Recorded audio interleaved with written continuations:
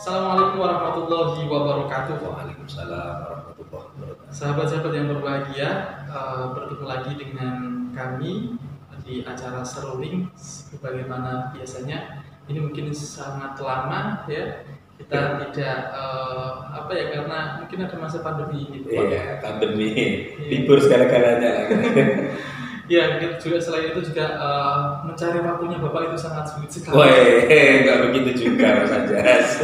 Baik, ini kita akan membahas terkait dengan kita saat ini masih pandemi, Pak. Oke, ya. Ini bagaimana kita semestinya yang berlarut-larut masa pandemi ada COVID-19 ini sampai dengan saat ini masih belum larut-larut juga. Kita sudah mengikuti protokol kesehatan yang ada, namun belum ada juga solusi dan sepertinya kita juga masih belum ada titik kapan nih kita akan berakhir semacam ini, Pak. Iya, saya kira begini Mas Anjas untuk mensikapi itu, dan ini untuk seluruh umat ya, di mana saja. Satu, tetap bersabar, mengikuti protokol kesehatan pencegahan COVID, dan kita ya tidak terprovokasi dengan informasi sana sini yang kira-kira memang bukan dari ahlinya. Itu menurut saya penting. Kemudian tetap bersyukur dengan apa yang diberikan oleh Allah Subhanahu wa taala kepada kita. Iya, karena itu sebagai salah satu kunci ya dalam konteks teologis, kesyukuran atas nikmat itu agar selalu diberi keamanan oleh Allah itu. Jadi tidak dicoba dengan berbagai macam cobaan yang dianggap menyengsarakan dalam tanda kutip ya. Aslinya itu kan cobaannya Gusti Allah itu kan untuk memberikan pembelajaran untuk kita kan. Jadi dulu Mas Anjas itu kan ada suatu qaryah gitu, atau suatu negeri lah, suatu kampung, negara yang sebenarnya dikasih kenikmatan luar biasa oleh Allah Subhanahu wa taala. Kalau dalam bahasa Al-Qur'an itu digambarkan daraballahu mathalan qaryatan kanat aminatan mutmainnah ya'tiha rizquha ragadan min kulli makan. Jadi aman sekali, kemudian tentram sekali gitu ya. Mutmainnah itu kalau bahasanya Al-Wahidi itu sakinah, kemudian tenang, kemudian ahlinya wa ahluha la yahtajuna ilal intiqal ya. Jadi penduduknya itu tidak pengen pindah dari negeri itu saking tenangnya. Dia nggak khawatir bakal terjadi apa-apa di negeri itu. Itu mutmainnah. Tidak ke luar negeri itu cari kerja di sana. Iya, enggak iya. Karena dia sudah merasa tenang sekali dari negara itu. Kemudian rizkinya juga berbondong-bondong datang dari mana saja. Tetapi yang terjadi dia nggak bersyukur gitu. Lah Korea itu tadi memang penafsirannya banyak. Ada yang menyatakan itu Makkah itu, tapi ada yang menyatakan negara lain. Tapi intinya Gusti Allah memberikan contoh tentang itu Ini, untuk pelajaran. Ini cerita di Al-Qur'an ya, Pak? Cerita di Al-Qur'an. Nah, kemudian yang terjadi fakafarat bi anhumillah fa'adzaqahullah libasal ju'i wal khaufi bima kanu yasna'un. Mereka kufur bi anhumillah itu dengan kenikmatannya Gusti Allah. Anhum itu jamak qillah ya. Dia bisa jadi mengkufuri sedikit kenikmatan, atau bahkan dia itu kadar kufurnya bisa jadi sedikit itu. Intinya itu dia mengkufuri nikmatnya Gusti Allah. Artinya apa? Akhirnya ya tadi, akhirnya diberikan cobaan oleh Allah libasal ju'i wal khauf. Jadi kelaparan dan ketakutan yang seakan-akan sudah menyelimuti dia, seakan-akan sudah menjadi pakaiannya mereka. Sehingga menurut saya dalam kondisi masih pandemi semacam ini ya, di samping sabar tetap bersyukur dengan apa yang diberikan oleh Allah Subhanahu wa taala. Apalagi yang sehat, apalagi yang masih aman, apalagi yang masih cukup ya. Jadi al-uqala, orang-orang cerdik pandai itu pernah mengatakan salah satu laisalaha nihayah al-amnu was-sihhatu wal kifayah. Ada 3 hal yang tiada bandingnya kenikmatan itu. Apa? Yang pertama al-amnu, keamanan. Yang kedua as-sihhatu, kesehatan. Yang ketiga al-kifayah, kecukupan. Dan ayat tadi sebenarnya menggambarkan 3 itu. Jadi aminatan itu berarti al-amnu, aman ya kan. Mutmainnah itu sehat karena tenang, santai gitu ya, senang, nyaman. Kemudian ya'tiha rizquha ragadan min kulli makan, itu al-kifayah, kecukupan, cukup dari semua yang dibutuhkan gitu. Betul Mas Anjas. Tapi kira-kira begini Pak, selain negara keadaan itu negara kita itu yang seperti ini. Ini memang sudah dituliskan misalnya di Lauhul Mahfuz ya. Iya. Tapi kira-kira ada apa sebab-sebab lain kira-kira yang secara logika itu sebab-sebab hancurnya sebuah negara. Jadi kalau tadi kan tidak syukur dan sebagainya itu ya. Oke.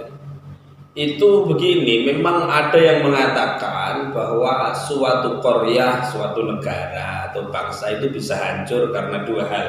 Dan ini bisa jadi menimpa kita. Mudah-mudahan tidak. Mudah-mudahan tidak. Iya, mudah-mudahan tidak.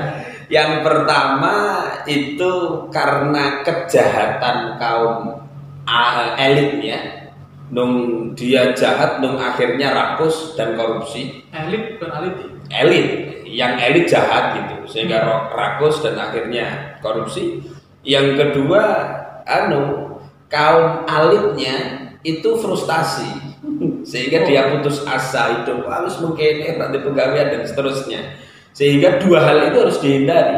Yang elit jangan rakus, yang alit jangan putus asa, jangan frustasi untuk menjalani kehidupan. Karena mohon maaf ya, kerakusan itu akan melahirkan penyakit penyerta yang juga luar biasa bahayanya.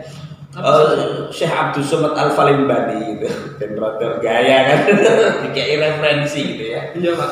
Jadi di dalam Anisul Muttaqin, meskipun ada yang menyebutkan bahwa kitab Anisul Muttaqin itu bukan murni tulisannya Syekh Abdul Somad, tetapi yang tersebar di mana-mana Anisul Muttaqin itu adalah karyanya Syekh Abdul Somad Al-Falimbani. Beliau mengatakan bahwa yatawalladu minal hirsi khamsyatu asya, dari kerakusan itu nanti akan melahirkan penyakit penyerta ada 5 hal. Yang pertama tulul amal. Tulul amal itu angan-angannya panjang, itu panjang angan-angan. Apa wae dipikir terlalu jauh gitu. Terlalu jauh, dia kepengin duwe iki gitu, karena rakus. Kemudian yang kedua qaswatul qalb. Hatinya keras gitu ya. Kemudian yang ketiga bakhil. Yang namanya orang rakus itu cenderung ketok ya. Cenderung bakhil. Dijaluki apa-apa ora gelem. Kenapa? Karena dia tadi kepanjangan angan-angan. Kemudian yang keempat khianat, dan yang kelima al-kidbu atau bohong. Jadi nipu sana sini, bohong sana sini, hanya gara-gara apa? Dia rakus. Sehingga rakus itu berbahaya karena melahirkan penyakit-penyakit penyerta yang juga merusak. Kemudian kalau misalnya dalemannya rusak, daleman itu maksudnya yang dalam ya. Dalam di potensi jiwa. Jangan di makna yang lain maksudnya. Kemudian kalau misalnya dalamnya rusak, itu nanti dohirnya juga biasanya berpotensi untuk rusak ya. Kemudian yang kedua, kaum alitnya, kaum yang kecil itu jangan putus asa. Karena keputusasaan itu kalau dalam bahasa Al-Quran itu kan disandingkan dengan kekufuran ya. Yang wala tayasu min rauhillah innahu la yayasu min rauhillah illal qaumul kafir gitu kan. Pekerjaan orang-orang kafir putus asa itu. Kemudian Mustafa Al-Ghulaya ini menyampaikan bahwa keputusasaan itu sebenarnya kematian di dalam kehidupan. Jadi famal ya'su illal maut fil hayah wa syiqa ba'dal maut. Tidak ada suatu keputusasaan kecuali kematian di dalam kehidupan. Dia urip tapi koyo mati karena nggak punya harapan kan. Kelempuru gitu. Umpamane anggar ngene gitu. Wis ora duwe pekerjaan, wis ora duwe gaji, sehingga dia kehilangan etos. Kehilangan semangat kerja, kehilangan semangat beraktivitas. Kemudian di samping kematian di dalam kehidupan yang namanya putus asa itu wasyiqaun ba'dal maut. Setelah mati dia nanti akan celaka lagi karena ketika ditanya apa-apa dia nggak bisa jawab. Dulu hidupmu kamu pakai untuk apa? Saya turu Pak malaikat kan gimana kan? Karena dia kehilangan etos. Makanya ada kemudian para cerdik pandai itu menyampaikan bahwa negara itu bisa hancur karena dua hal itu. Kaum elitnya itu jahat dan akhirnya rakus dan akhirnya korupsi. Kaum elitnya itu ngelokro, tidak punya semangat, tidak punya etos karena frustasi. Dua-duanya harus dihindari. Kira-kira begitu Mas Anjas. Mudah-mudahan negara kita tercinta Indonesia terhindar dari dua penyebab itu ya Pak. Amin, amin, Ya, amin. para pemimpin-pemimpin kita yang di atas tidak rakus, kemudian yang di bawah sebenarnya kaum-kaum alit Iya, itu tadi tidak frustasi. Begitu teman-teman, sahabat-sahabat, kita akan ketemu lagi di Serunding episode selanjutnya. Assalamualaikum warahmatullahi wabarakatuh. Waalaikumsalam warahmatullahi wabarakatuh.